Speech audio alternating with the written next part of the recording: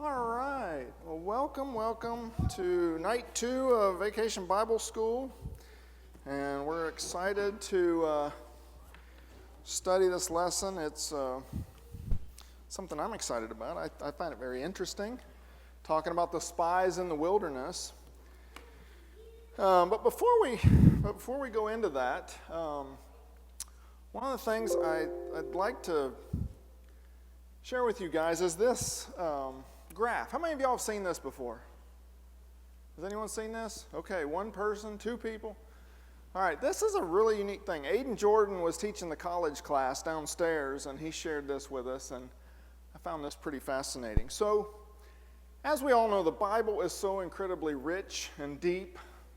The wisdom there is, obviously not of this world. It goes far beyond our understanding. And it's so fun to study and look and learn, forward and then see how things tie back and how, when we look at 40 different authors, penned the Bible over, 14, 15, 1600 years of time frame, and yet things just are in order so well. And so this graph was put together by Chris Harrison. I don't know who he is, but we gave him credit up there. But this is called the Bible Cross-Reference Rainbow. And essentially what it's depicting, if you look at the graph along the bottom there, these lines, if you can see that longest line represents the longest chapter in the Bible. So Psalms 119. And so this is Genesis 1, and then this goes all the way to Revelation. And each line, I guess it doesn't show up too awful well. If you look on that screen in the back, it shows up a lot better.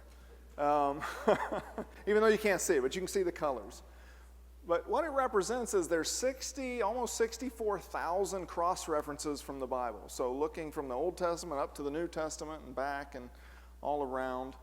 And so the distance of the cross-reference, so if it's only 1 or 2 chapters, it gets a different color. And then the longer the cross-reference, the greens on the top would be, from Genesis to Revelation, like in the garden where we reference the tree of life, and then in Revelation 21 we reference the tree of life again, and so that's a cross-reference. So I just find that a fascinating little graph that kind of shows the depth of the scriptures and how intertwined it all is and what that means for us. I mean, there's so much depth to study in the Bible, and there's so much we can gain if we just take the time and really dive into it. And so I would encourage you, if you're not reading the Bible or listening to the Bible every day, you should be.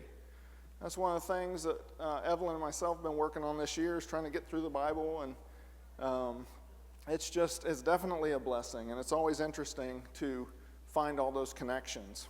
So, all right, so tonight we're talking about, obviously, the spies that go out into the promised land to spy it out. And so kind of setting the stage, recapping a little bit, we obviously want to go back and take a look at, the story.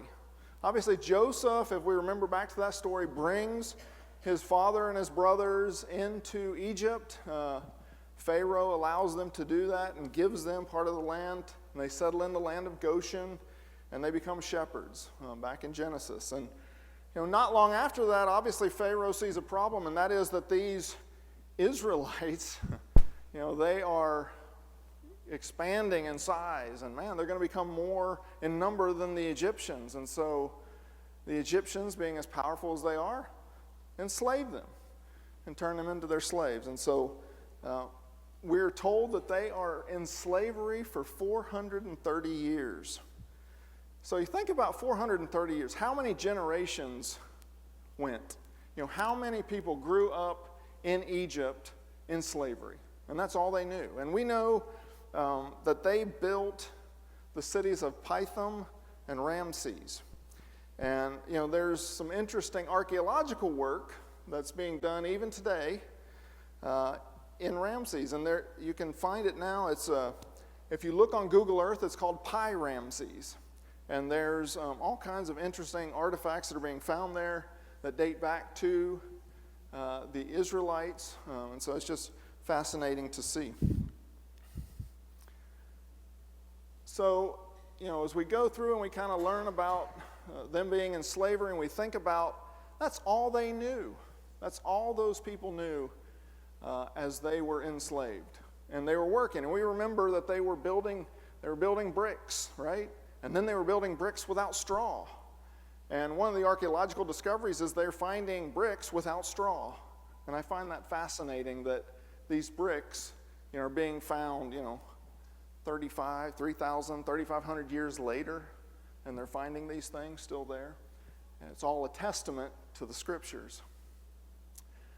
And then we know the rest of the story. We kind of know how this plays out. Obviously, Moses in the burning bush, he's 80 years old when he's called, and he answers that call with some trepidation and some hesitation, as we recall, in Exodus 3. And then later on, we see that Moses goes before Pharaoh. And then we see the ensuing 10 plagues in Exodus 7 through 13. But we know that eventually he leads those people out of Egypt, right? They come out of slavery. Pharaoh obviously has nothing else to do but relent with the plagues that are brought upon him and losing his firstborn. And so Moses leads those people out through the Red Sea. And that Red Sea crossing, as I envision that, one of the things that I sat there and I started playing with, how many of y'all have done this, played with the Art AI? Who's played with that? Anybody? All right, good handful of people. So this was my Art AI of the children of Israel being led, through the Red Sea. And I kept telling it dry ground, and it never would give me dry ground. But I guess some of it's dry, I'm not sure. But anyway, one of the things that I think is missing in a lot of the artist renderings, like this one, is you don't see any flocks or livestock.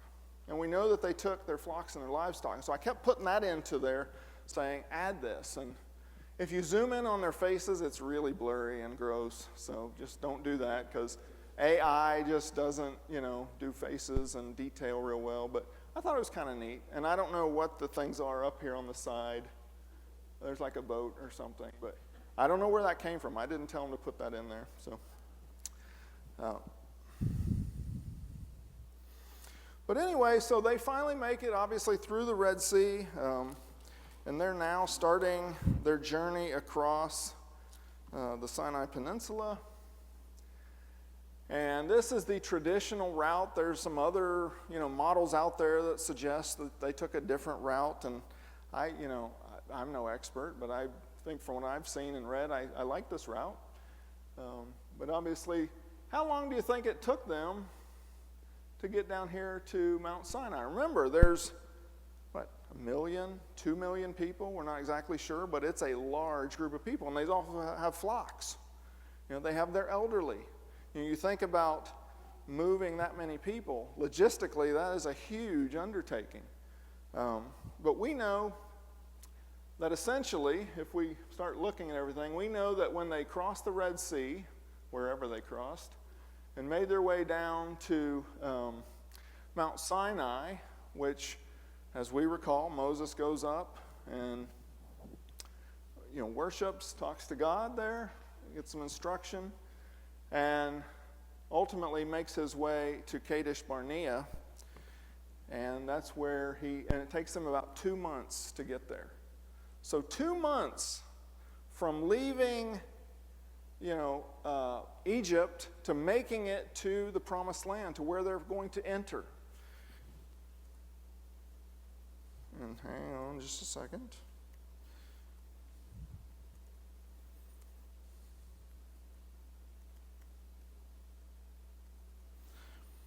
Okay. So it takes them 2 to 3 months, somewhere in that realm. And we know that they also probably spent about a year at Mount Sinai. So I'm sorry, from the Exodus, crossing the Red Sea, down to Mount Sinai, it's about 2 to 3 months, that's right. And then once they go from Mount Sinai over to Kadesh Barnea, some of the authors seem to think that's about 8 months. So we're talking about a year and 8 months from the time that they cross the Red Sea to till the time that they got to the promised land the first time. And so I think that's interesting because you think about all the miracles that these Israelites went through and everything that they saw, all the power of God that he displayed with holding back the Red Sea. And I think about, man, how awesome that would have been to see something like that, that miracle.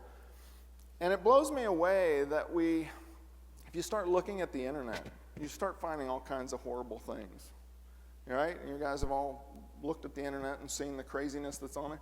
There's people that suggest that they've figured out climatologically, using the tides, using all these things, they've figured out how the Red Sea was parted, like using natural law. And I'm like, are you for real? We're going to read that into this story? Like, how do people do that? So that always amazes me, how far we go to disprove God. And that's always one of those things that's outstanding to me. But anyway, so the Israelites have made their way across. You think about all the things that they have seen, the power that's being displayed. I mean, a pillar of fire by night. Who sees that? Like in the sky, leading them. That's pretty amazing right there. And so obviously we know that these Israelites are now in the wilderness. And these spies are going to be sent out into this promised land that they've been looking forward to. And they're obviously the 12 spies, you got to think, what kind of anticipation did they have as they were getting ready to cross over? Wouldn't they have been super excited? Would they have been scared? Would they have been nervous? I mean, obviously they're going into a foreign territory. You think about, they obviously probably had to do that with a great deal of care to go in and spy out this land.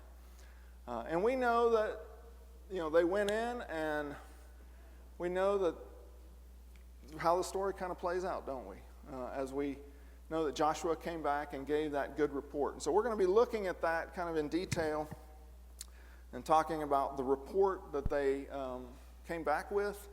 And then we're also going to be talking a little bit about the response of the people and some of the lessons that we can learn from this great story.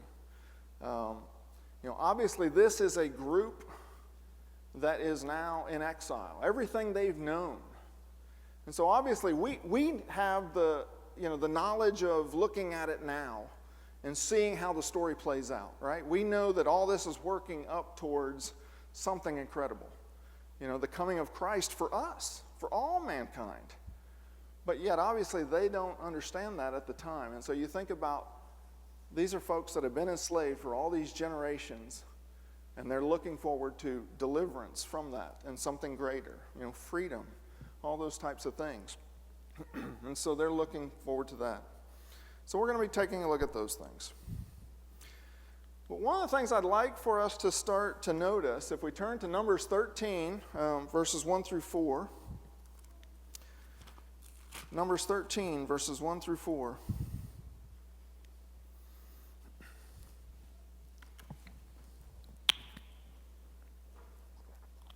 The Lord spoke to Moses, saying, "Send men to spy out the land of Canaan, which I am giving to the people of Israel.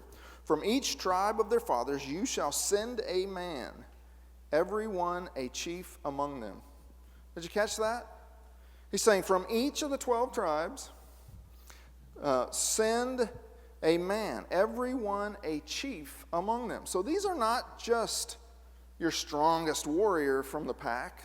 This is not just somebody picked at random. Hey, you're going into the Philistines area. Good luck. No, these are chiefs. These are leaders of the people. This is their leadership.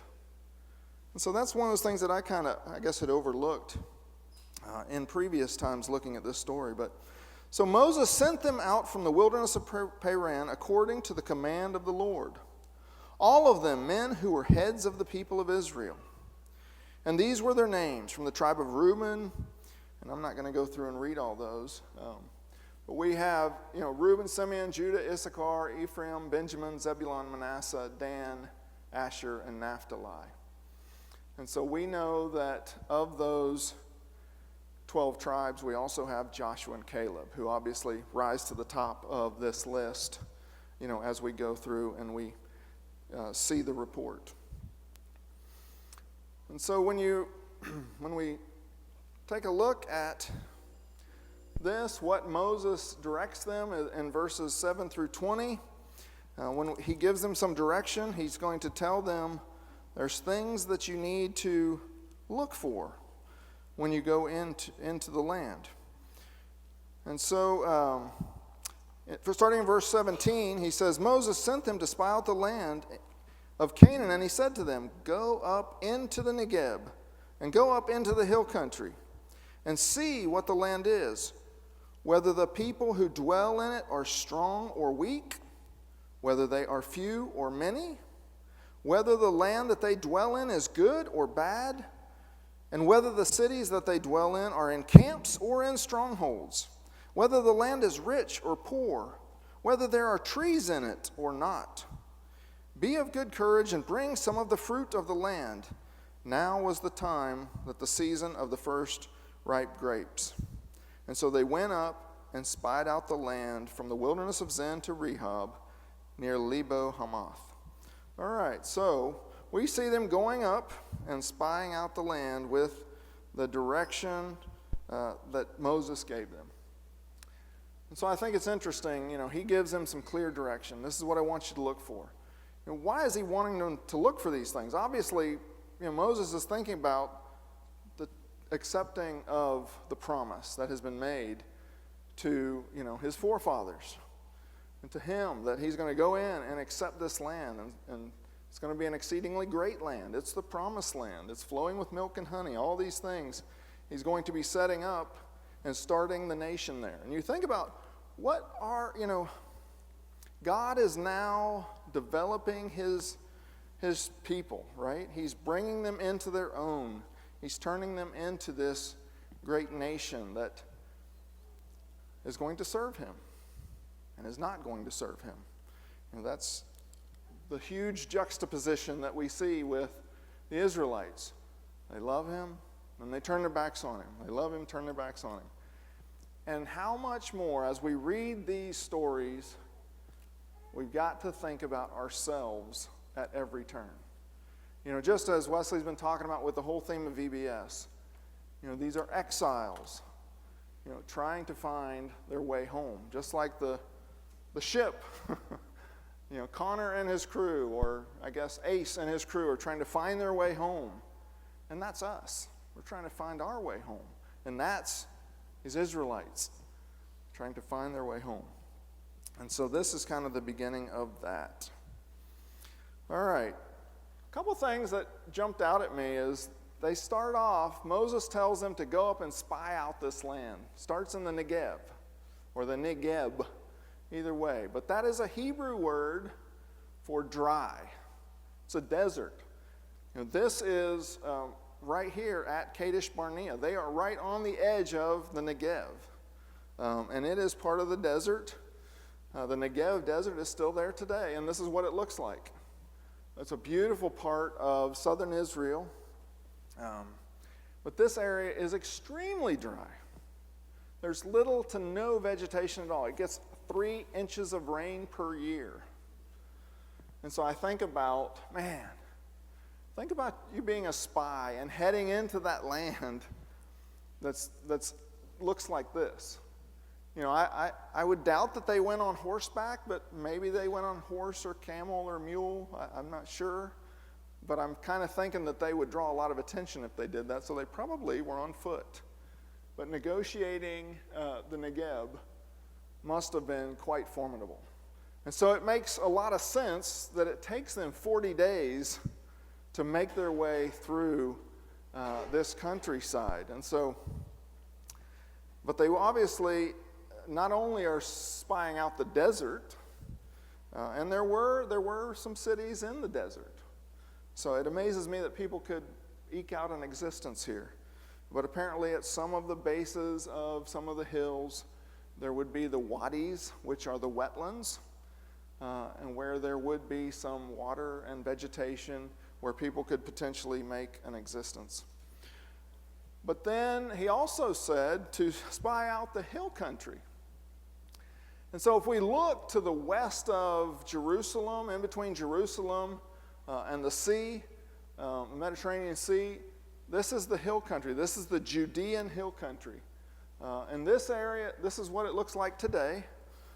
And this area gets about 24 inches of rain per year. Still not a lot of rain.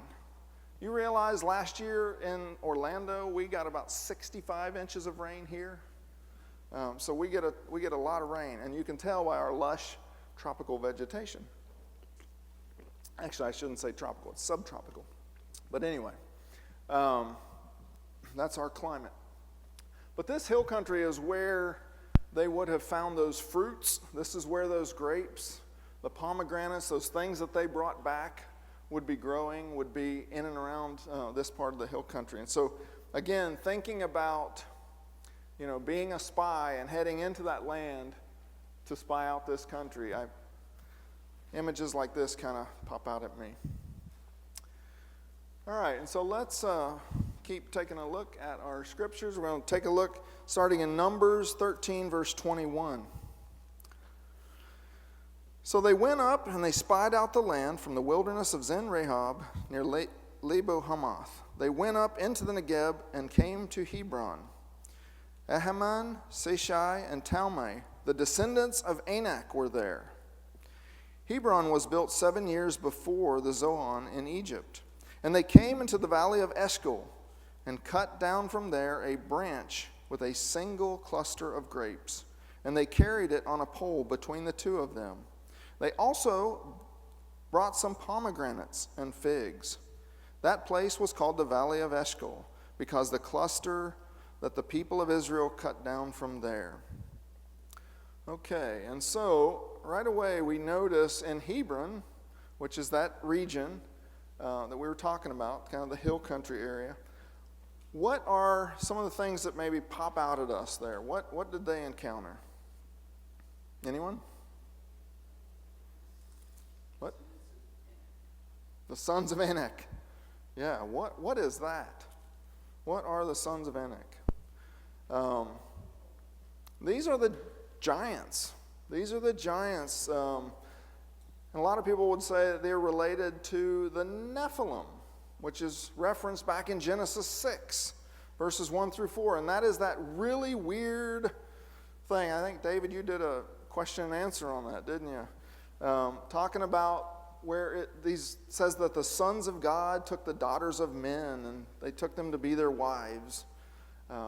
And then these men become these mighty men, these men of old, these men of renown that we see. And so obviously these are some sort of a fighting man. This is a warrior culture that comes out of this. But that, back in Genesis, that group of people obviously was wiped out at the time of Noah. And so a lot of people say that they're descendants of them, but I don't personally see how that can be. Because, I believe that we have Noah and the 8 that were saved on the ark, and then we have the rebirth of kind of human civilization. And so there's another group, obviously, these sons of Anak, or the Anakim, that seem to sprout up, and they seem to be these giants that obviously scare these spies quite a bit. And we'll see how that plays out as we continue on. And then also, obviously, we saw the Valley of Eshcol. There was some fruit there that they brought back, which we'll talk about. But let's keep reading verses 25 through 29. At the end of 40 days, they returned from spying out the land, and they came to Moses and Aaron and to all the congregation of the people of Israel in the wilderness of Paran at Kadesh.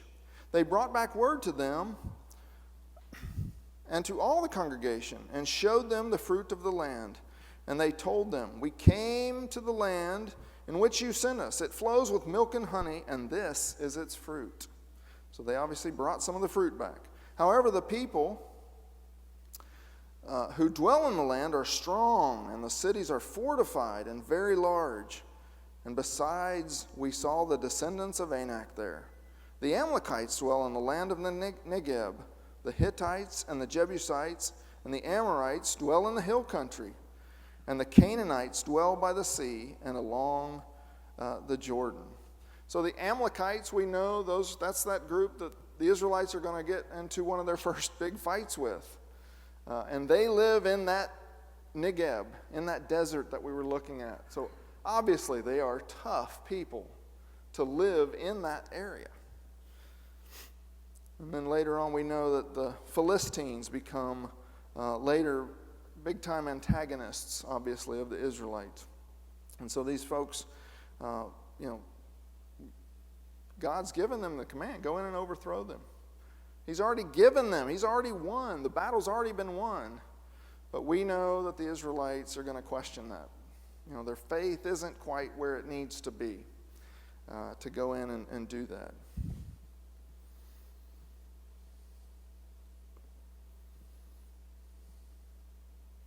Sorry, I'm trying to keep up with both here. All right. And then we continue on. Looking at, what are these things that these people saw? When they were there in the Negeb and there in the hill country, they saw those sons of Anak. When we look back when we look forward into Joshua, we see that Joshua came and cut off the Anakim. Now the sons of Anak, that's descendants of the Anakim. And they came and cut off the Anakim from the mountains, from Hebron, from Debir and Anab, from all the mountains of Judah and from all the mountains of Israel. Joshua utterly destroyed them with their cities. So if we fast forward and we look at what's going to happen, we know that the Anakim, the sons of Anak, are going to be defeated. And we know that with Joshua and the conquest of Canaan. But one of the things that we still see is, were all of them defeated? No. Because if we look down in 1 Samuel 17, this great champion of the Philistines comes out. And he is from Gath, which is the same location that we're talking about. And that great Philistine giant is none other than Goliath, that we see the story of David and Goliath. So these guys certainly capture my imagination because they're huge. And I think about what would it have been like for the spies to see these huge, huge people. And how big were they? I mean, obviously we don't know. They don't tell us in the Bible. It doesn't tell us how tall they were. But this guy is the largest guy in the world right now, Sultan Kosun. He's a Turkish man. They say he's a Turkish farmer. He's 8'3", and he's in the Guinness Book of World Records. Now, he is not to be outdone because there was another tall man. Does anybody know who it was? Anybody? The tallest man ever recorded in modern history was this guy, Robert Wadlow of the United States. He measured 8'11" tall in 1940, so he since has passed on. But we get a glimpse into how tall these giants are that the Israelites spied out. Because when we look at Goliath, we know that he's about 9 feet, 9 inches tall. And so he's even taller than Robert Wadlow. So I like stuff like that. It captures my imagination to think, what would it have been like to go in and spy out this land? The harsh conditions that they go through, climbing through the desert, then going into the hill country and seeing these warriors. What would that have been like? Obviously it's so easy for us now to look at the spies and to look, at their report, and we'd look, how short-sighted they were and how lacking their faith was, that they didn't just trust in God's promises. But, try and put that in your real world today. How many of us do exactly that?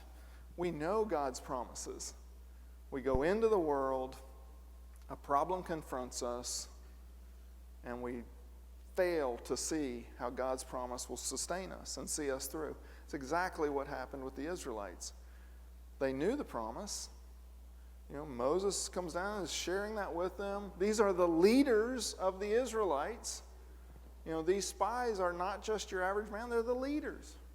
And yet they go in and fail to realize that God's overcoming. And as I read this and kind of study this, my mind, I'm kind of sympathetic towards them because I'm like, I understand.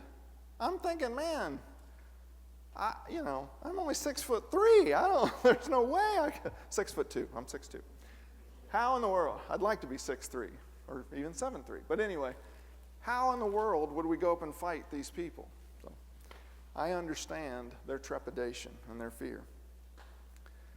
But what's interesting is, how can we look at Joshua and Caleb?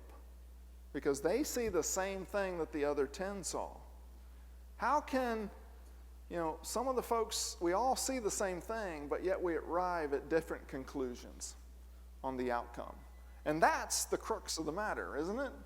In our Christian walk, how do we go through our everyday life? How are we confronted with the trials and the problems and the difficulties of life? How can we all see the same thing, but yet some people, man, they go through those things head on?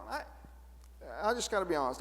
Every time I think about folks that just encourage me in the face of trials and problems, I think about Kathy Pruitt. Man alive, with her, challenge of cancer and how she's continued to meet that head on, and the positivity and the encouragement that she still just continues to exude in the face of that trial. That's the faith, of Joshua and Caleb. And man, I want to be like that. David Farr, with your brain tumor. The way you went through that, is such an encouragement to all of us, how you met that head on. And we think about, how can I be like that when those trials, when those almost insurmountable problems come our way? How can we be those people of faith? And how can we be like Joshua and Caleb? All right. One other thing that that kind of jumped out at me when we look at the spies and when they first come back and give the report, they brought something with them. What was it? Grapes. Well, nerdy me starts scouring the internet looking for grapes. Grapes of Palestine. And do you realize I found this photo? In 2015, this is it actually won a contest in Palestine, but this was the largest cluster of grapes grown in 2015. And I think about that, man, now I understand why the scriptures tell us that they put the cluster between a pole and two of them had to carry it back. You think about that. You think about, the Israelite nation being out in the desert, for a year and 8 months or almost 2 years, that they've been making their way from Egypt over to this Kadesh Barnea.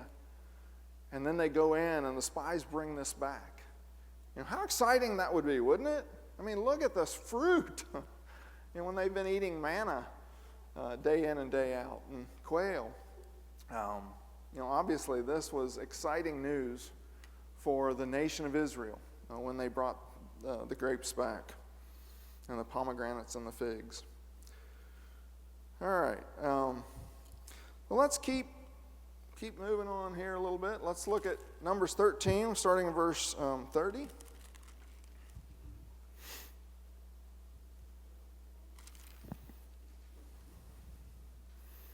Actually, I think I skipped over some here, didn't I? There we go. I'm lost. All right. Okay, so we've seen the report that there's these large giants, and then obviously the 10 spies have brought this up, that they're in these fortified cities. But then Caleb quieted the people, and this is in verse 30, before Moses, and he said, "Let us go up at once and occupy it, for we are well able to overcome it." Then the men who had gone up with him said, "We are not able to go up against the people, for they are stronger than we are." So they brought to the people of Israel a bad report of the land that they had spied out, the land through which we have gone to spy it out. It is a land that devours its inhabitants, and all the people that we saw in it are of great height. And there we saw the Nephilim, the sons of Anak, who come from the Nephilim. And we seemed to ourselves like grasshoppers, and so we seemed to them. All right, so Caleb is ready. Caleb's report is, let's go take it. We got it. Let's go. Everybody load up. We're heading in. But then the other guys, oh, wait just a minute. So what is the difference? Why is there 10 against 2? Why is there 83% of the spies are negative, whereas that 17% of the spies are positive? What's that difference? And so that's one of those things that I keep thinking about. Why is there this big difference? All right, so let's keep looking. Numbers 14. Then all the congregation raised a loud cry, and the people wept that night. And all the people of Israel grumbled against Moses and Aaron. The whole congregation said to them, "Would that we had died in the land of Egypt, or would that we had died in this wilderness? Why is the Lord bringing us into this land to fall by the sword? Our wives and our little ones will become a prey. Would it not be better for us to go back to Egypt?" And they said to one another, "Let us choose a leader and go back to Egypt." Whoa. So now Moses is like, whoa, let's choose a leader? Wait a minute. I'm the leader. And you think about how Moses is now feeling too. But then obviously I would think Moses, we see there's a sense of probably sadness on his part, because he realizes that the whole nation wants to go back, turn against. They're not realizing God's promises. Being lost in the desert. And then we see that Moses, pleads on behalf of the people before the Lord. And we know that this is the point. We know the rest of the story, and that the Lord and causes these people to spend the next 38 years or so wandering in the desert and being lost in the desert, this generation that turns their back on God's promises. And obviously that is a lesson for us as well. Those of us who are here, if we turn our back on God's promises now, what hope is there for us? We will be lost like the children of Israel. We're in this. Another thing that I always think about with this whole story of the Israelites wandering in the desert. We think about they crossed the Red Sea. That reminds me of us when we made that commitment to be baptized. We went down into the water. Now, granted, we didn't go cross on dry land, but we went into the water. And just like us going down in and then through the water, the Israelites went through the water.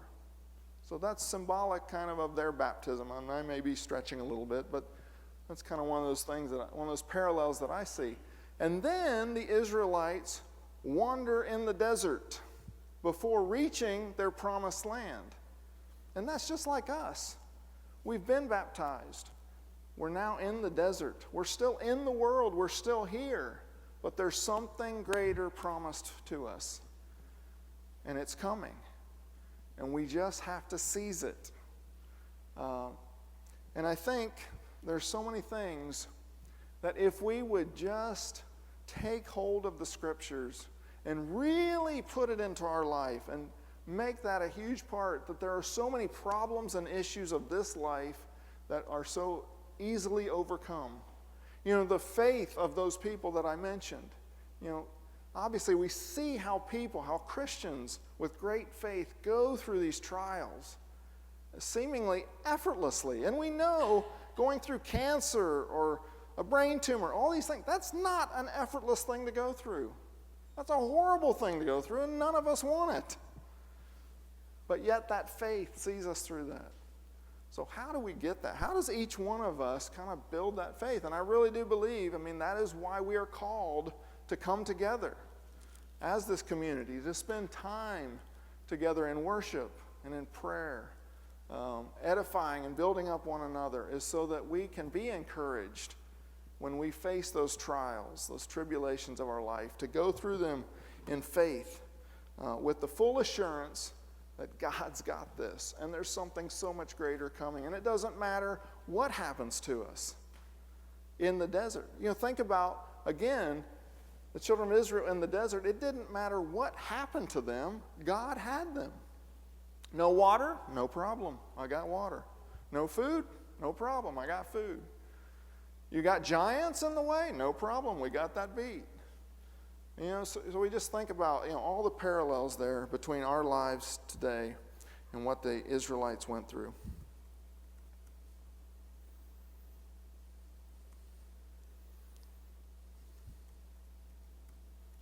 Any questions, comments, anything you guys are thinking about? Yeah, Billy.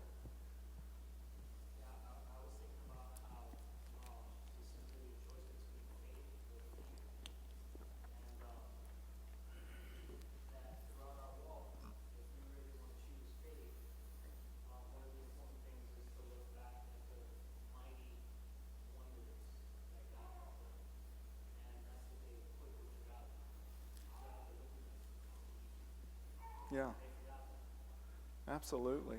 And how many times do we forget our blessings, right, as we go through? I think one of their pitfalls they find themselves in when they're faithless is they are in a situation of such desperation that they are wanting to get out of it in any way they can, and that puts them in a place where they see the obstacles, and that tempts them to long for Egypt more than they're longing for Eden, as it were. Yeah.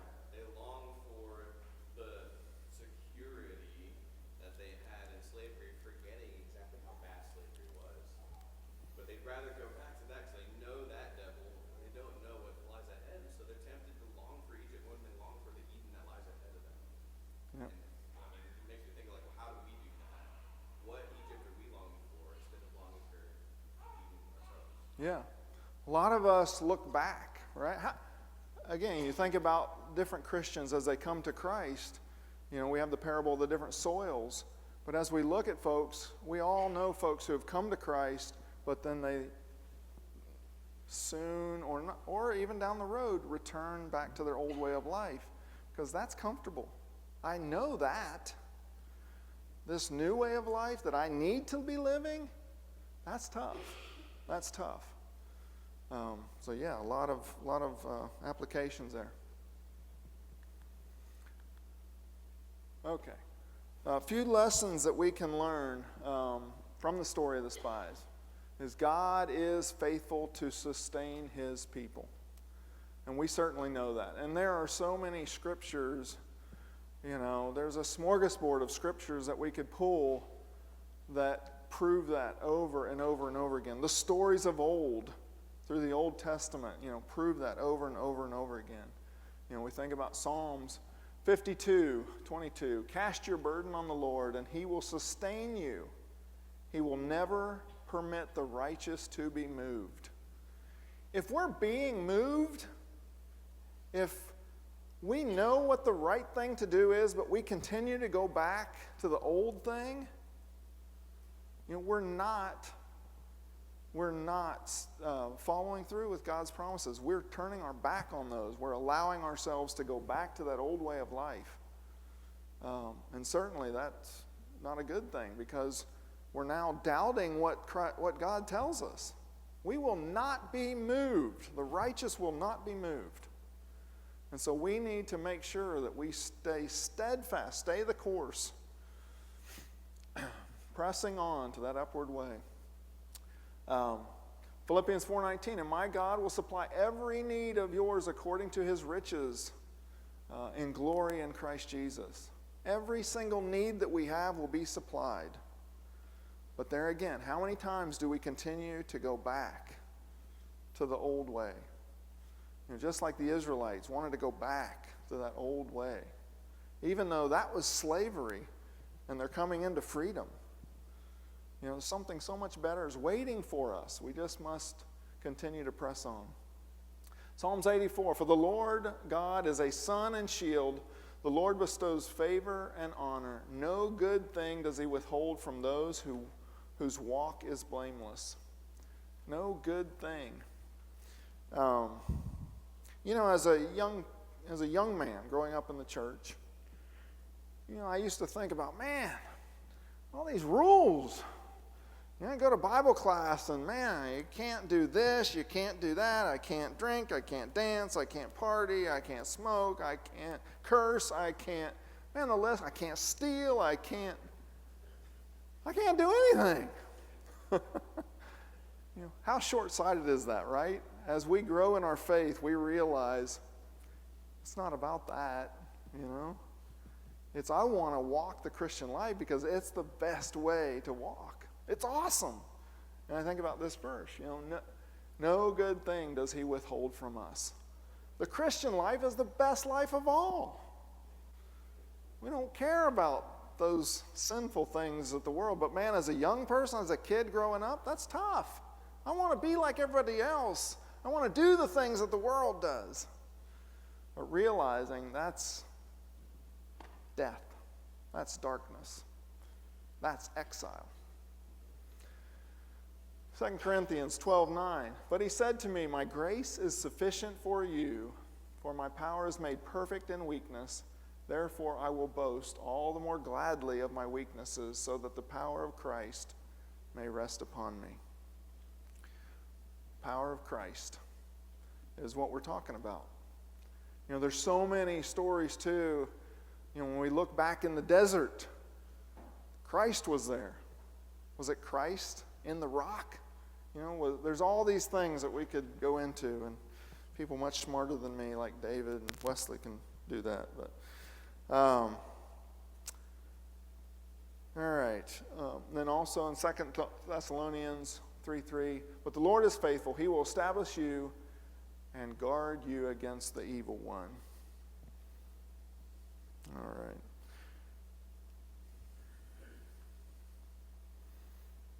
And then I like this one. Oops. I keep forgetting I have to. Count it all joy when we go through those various trials. The testing of our faith will produce steadfastness. And I think about, man, I don't really want to go through trials. I don't want to go through tribulation. I don't want to go through the hard things. Obviously, the children of Israel didn't either. But it produces steadfastness. All right. Another lesson. We're to be courageous in our faith, even in the desert. God has promised to provide. I'm going to go ahead and wrap it up. And then, to your point, Billy, talking about doubt and fear versus faith. I was looking up this week too. What's the most influential emotion that you can have? What do scientists say is the most influential emotion? Hope? Okay, hope. If you search the internet, again, you know how bad that is, but when you search the internet for these things, guess what it tells you? Fear. But I don't believe it, because I think hope is more powerful. And so a lot of that goes back to Sigmund Freud, I was reading, and I don't know how much he actually knew, but a lot of people look up to him in these types of things. But I think, obviously fear is a great motivator. It motivates us to do things. So is pleasure or happiness. In fact, my son, who's in the Marine Corps, he is going through his training right now, and when we were up there to see him here a few weeks ago, he asked me, he goes, Dad, are you motivated more by fear, or no, not by fear, but by pain or by pleasure? That's something that they've been talking about. What motivates a Marine? Is it pain or pleasure? Do we avoid pain or do we want pleasure? What's the motivator there? Both are equal motivators, according to the Marine Corps. And so I found that very interesting. And those go along with, doubt and faith.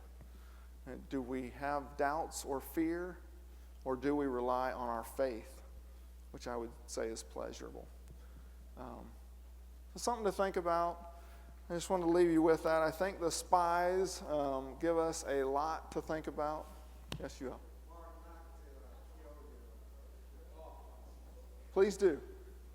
But I am. But I think the greatest motivator is love. Well, fear or whatever, doubt or whatever, faith, it has to be your love.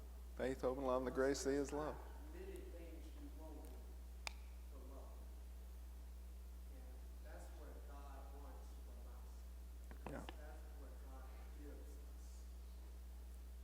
I would agree with that wholeheartedly, and you're absolutely right. And I didn't spend a whole lot of time on those emotion things, but you're right. I mean, when we think about faith, hope, and love, and the greatest of these is love. You're right. I think if we follow the Bible, we find the answer, not the internet.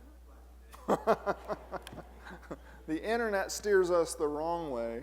The Bible steers us the right way.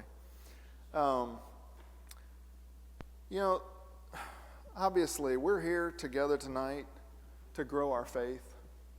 We're here at VBS to grow our children, to grow their knowledge of the Bible, so that they hopefully, as they grow older, they look at these stories and they love them. This guides their worldview. This leads them to all things, in life and godliness. And that's what we want. That's why we spend money on VBS. That's why we do it, to make an impression on those kids. And as we come here tonight, for us adults, hopefully we're encouraging one another to grow closer to God. And if we're not, a child of our Savior, then we certainly need to think about that and study the Scriptures to do that. But if there's anything we can do to help you, our elders are here. They'd love to pray for you, strengthen you. If your faith is not where it should be, if we have the faith of the 10, where we're overcome by the problems that are in our world, we can pray for that to strengthen our faith. We're here to encourage one another. So if you have any need, please come. I don't know, we having a song? Is anybody singing? Okay, there you go.